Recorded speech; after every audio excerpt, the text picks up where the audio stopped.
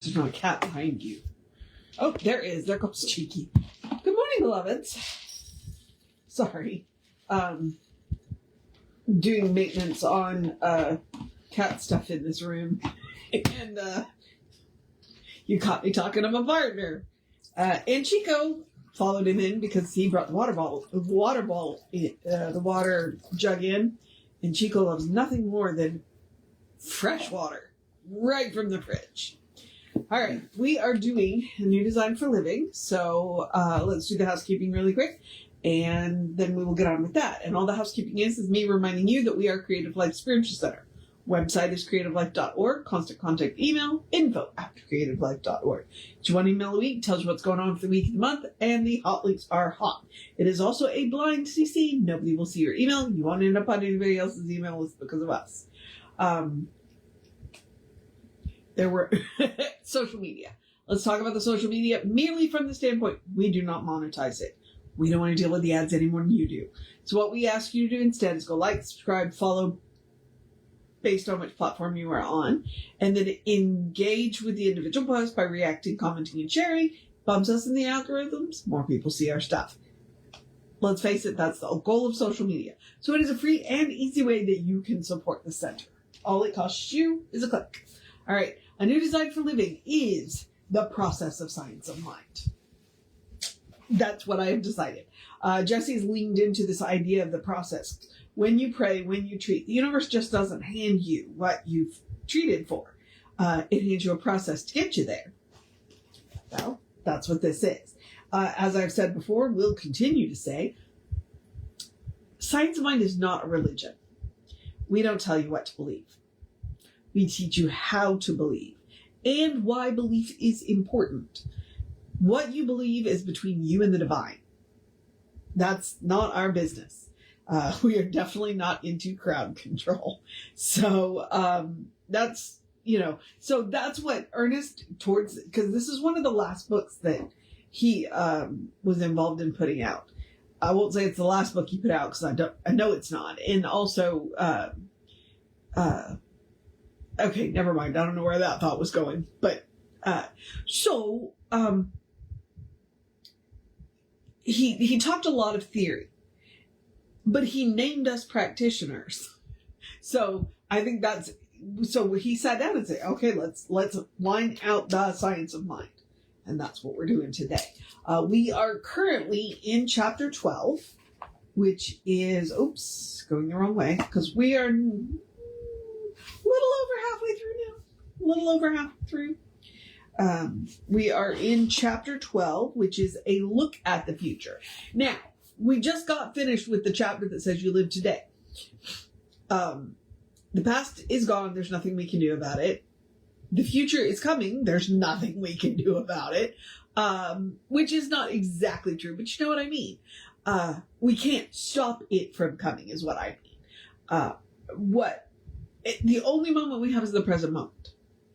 We don't want to spend too much time living in the future because that literally causes anxiety.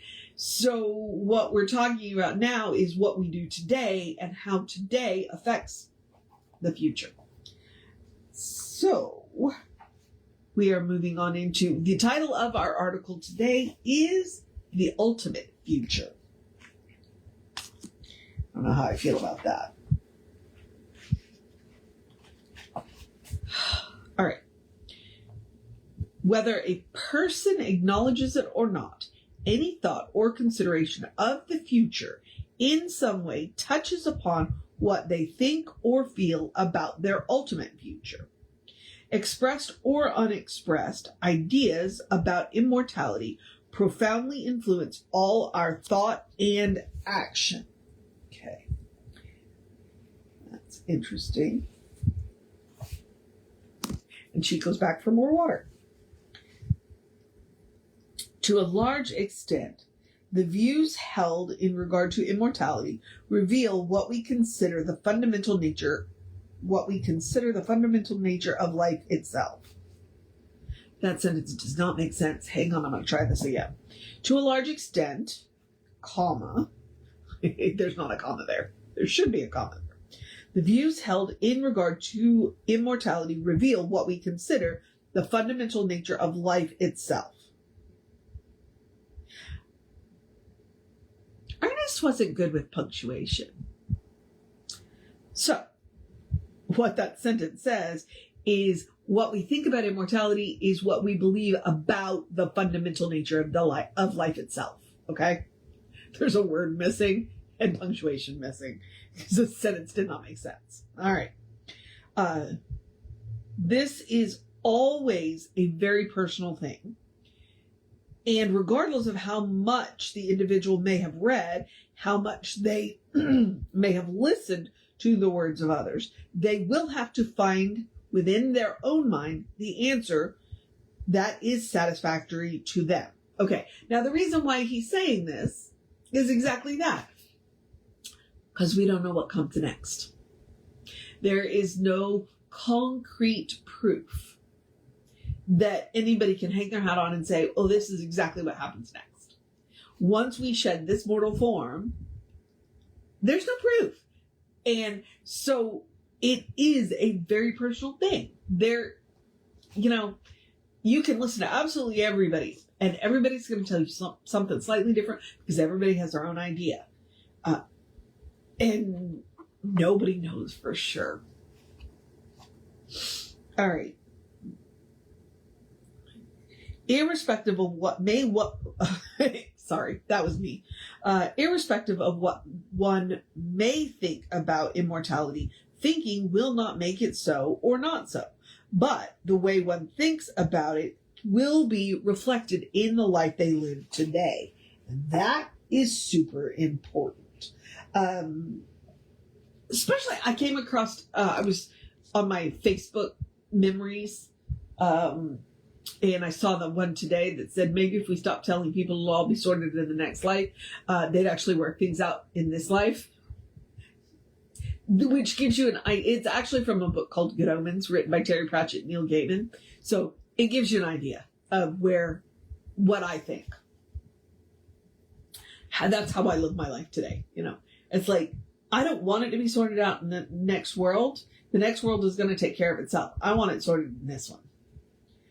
On the basis of what we have ascertained to be the nature of the world we live in and the nature of the spiritual reality and cause back of all things, what are we able to conclude about immortality? The spiritual nature of the universe, God, mind, intelligence, from all viewpoints, science, philosophy, and religion, always was, always is, and always will be. Without beginning and without end, eternal, immortal, timeless. If we are a creation of that which is eternal and immortal, if we are a creation of God, and God is what we are, can what we are be other than immortal and eternal? And that is the question.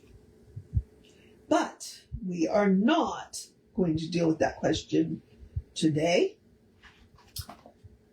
We are going to deal with it tomorrow, literally, because that is the title of tomorrow's article. What is immortal? I know it's backwards. I'm sorry. I don't know how to change the thing. I've looked. I've dug through the settings, and I don't know how to do it. So,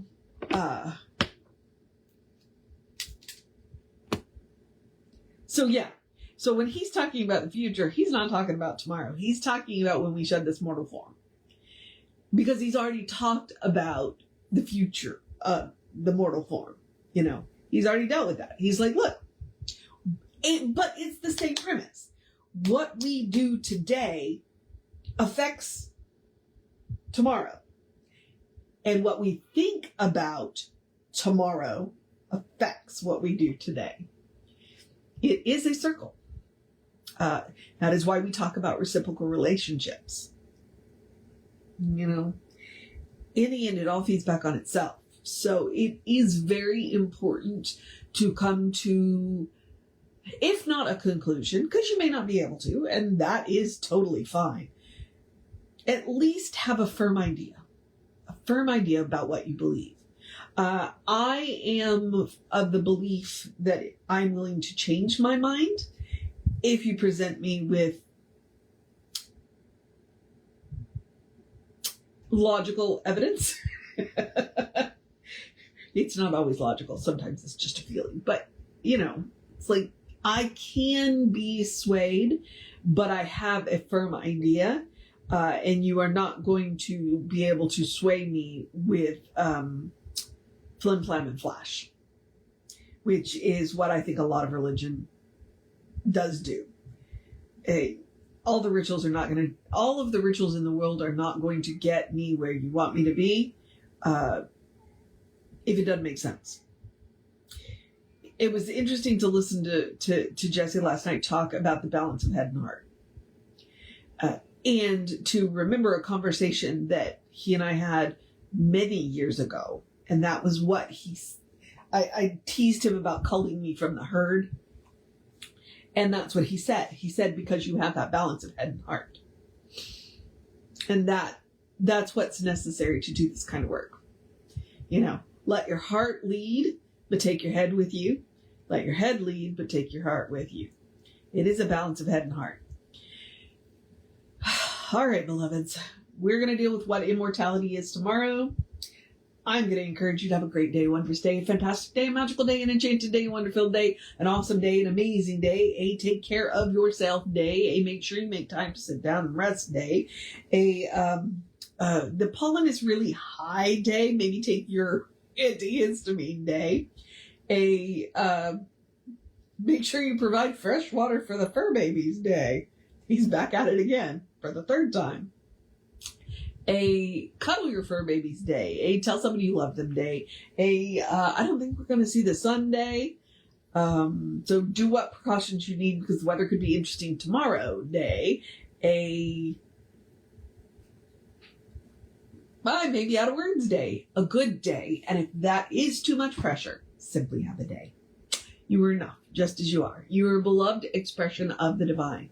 You are a brilliant light, divine spark, spirit in motion, God in action, an absolutely beautiful masterpiece, and a work in progress at the same time, at your own pace.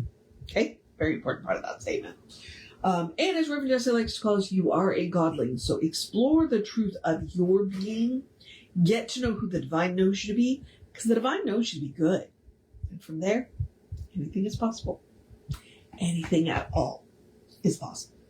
All right, beloveds, as I said, moving into the process of my day, here's where I remind you Reverend David will be on around 5 p.m. with you. Oh, you know what? I don't think I ever said we were Creative Life Spiritual Center or Creative Life Spark, and I'm the running Rev Ryan on the social medias. Oh, well, here you go. Reverend David should be on around 5 p.m. with you. You know the truth. He can be on anytime from 4 to 11. I will get back with you around 9-ish, 9:15. Tomorrow, take care of yourself. Know that you are loved.